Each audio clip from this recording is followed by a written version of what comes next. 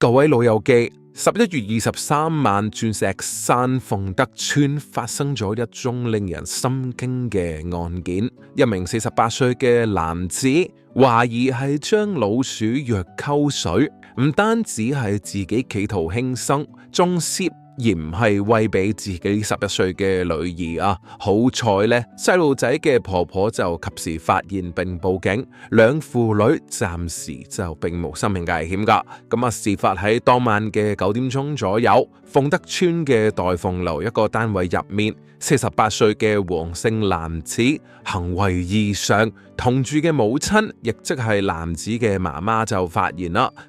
竟然呢，佢係將一啲老鼠藥同清水溝埋啊，自己飲完之後呢，仲要呢係連水帶藥咁餵俾自己同住嘅11歲女兒。黃母見到之後啦，嚇到魂飛魄散，即刻通知佢嘅丈夫啦。兩老就慌忙咁樣報警求助，警方同救護員就火速趕到現場。黃男同埋佢嘅女啊，當時就保持清醒嘅，亦都係冇陷入昏迷啊。但係為咗安全起見，兩人馬上送往呢伊利沙伯醫院檢查同埋治理噶。目前嘅情況就穩定。警方調查之後就以企圖謀殺嘅罪名呢，係將呢個黃姓嘅男子就拘捕啊，而家仲係扣留調查緊噶。據了解啊，黃男同父母女兒呢就一齊係住喺呢個出事嘅單位噶，而黃男呢係本身就有精神病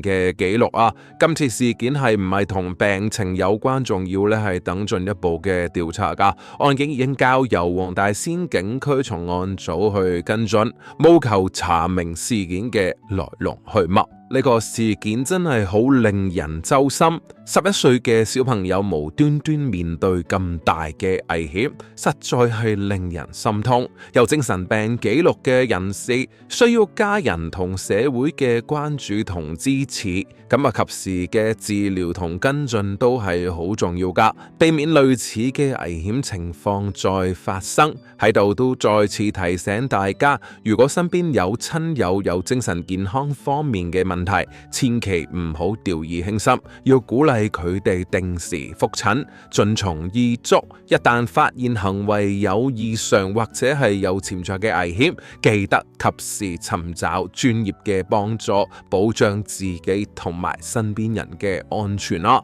目前事件都仲喺調查嘅階段啦。關於呢個黃男嘅作案動機係咪因為病情、案件引發等嘅細節，警方會盡快公布噶。